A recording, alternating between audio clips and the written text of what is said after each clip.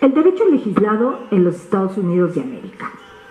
Bueno, en este rubro podemos señalar que se integrará por todas aquellas normas aprobadas por el Congreso, las legislaturas estatales y en particular los consejos de las ciudades y condados, tanto en los ámbitos federales, estatales y locales respectivamente. Nosotros podemos sostener que compilan el derecho legislado en el COD. El COD, cuya traducción es código, y referirá a una recopilación de los statutes o acts, que estarán sistematizados temáticamente o bien cronológicamente, por lo que no debemos confundir con lo que ocurre en la tradición de derecho romano canónico germánico, ya que ellos, recuerden ustedes, para que nazca una ley tiene que ser tomada y aplicado por un tribunal para resolver un caso concreto.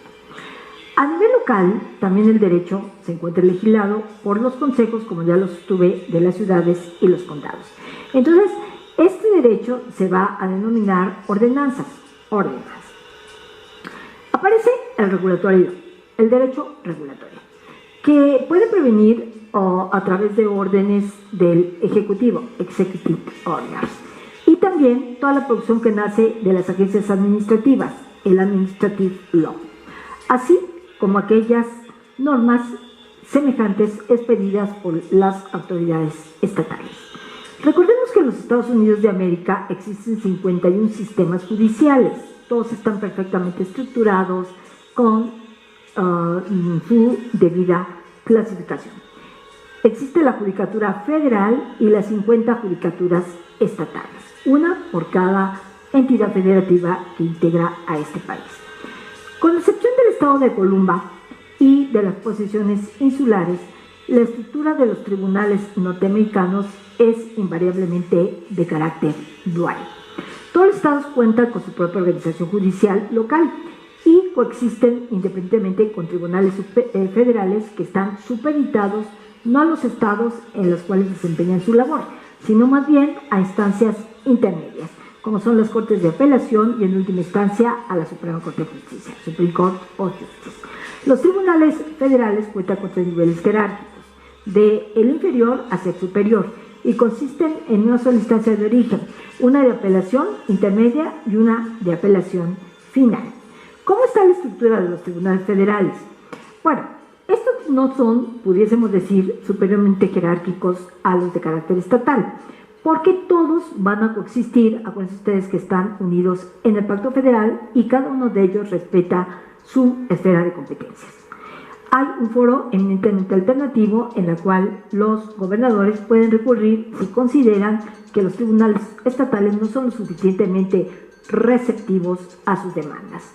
Ya le dije que para que pueda llegar un caso al Supremo Corte de Justicia tiene que ser un caso trascendente para los ciudadanos de Estados Unidos. No importa la cuantía, no importa la competencia, pero sí tiene que ser clave y sobre todo que defienda los derechos consagrados en su Constitución.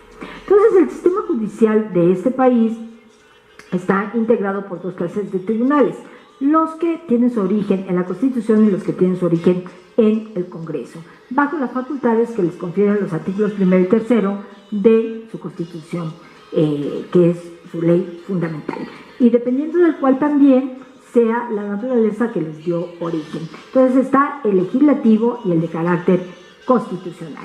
Los de, pudiésemos decir que son de carácter legislativo, pueden conocer sobre decremento de salarios durante el desempeño de su cargo.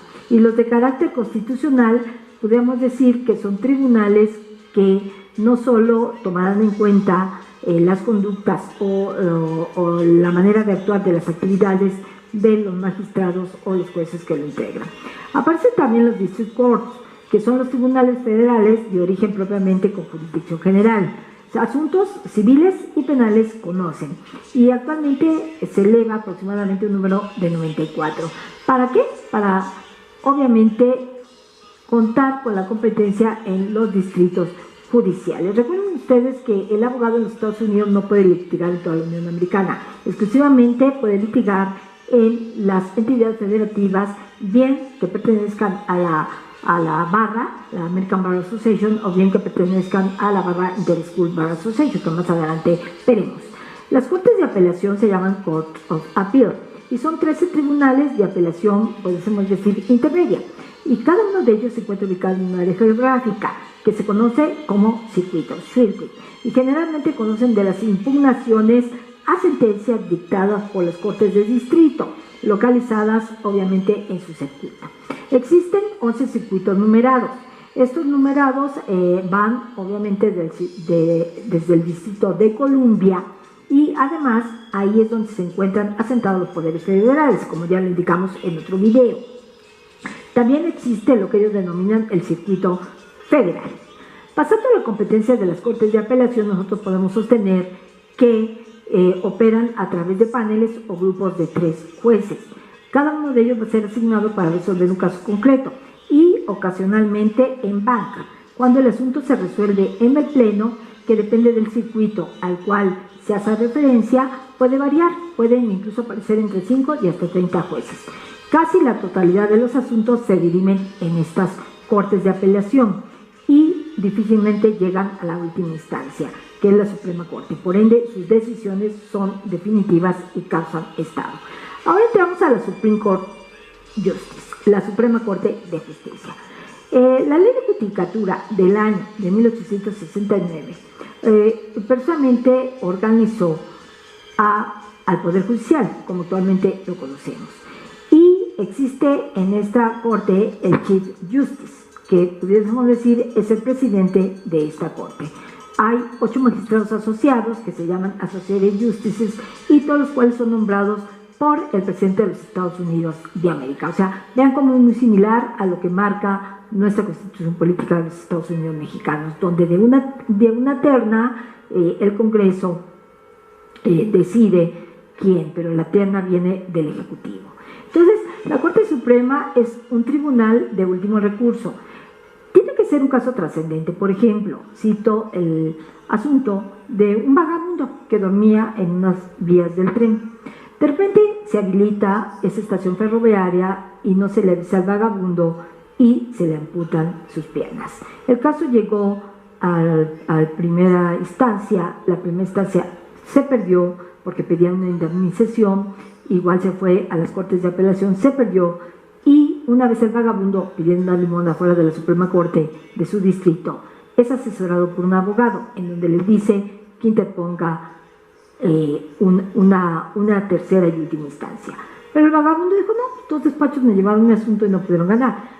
El abogado, motivado, presenta por su propio derecho, obviamente asesorando a este vagabundo, y gana el fallo, toda vez que, independientemente de la situación económica o la materia de que se trataba el asunto, la estación ferroviaria estaba obligada a vigilar que nadie habitara ahí, que nadie durmiera, y se atentaba contra un derecho de un ciudadano de los Estados Unidos de América. Entonces, por eso es tan importante la trascendencia de esta Suprema Corte. Se discuten y votan en el sentido de la decisión, que también en un momento dado la Corte puede afirmar, puede revocar o puede modificar, ya que es la última instancia.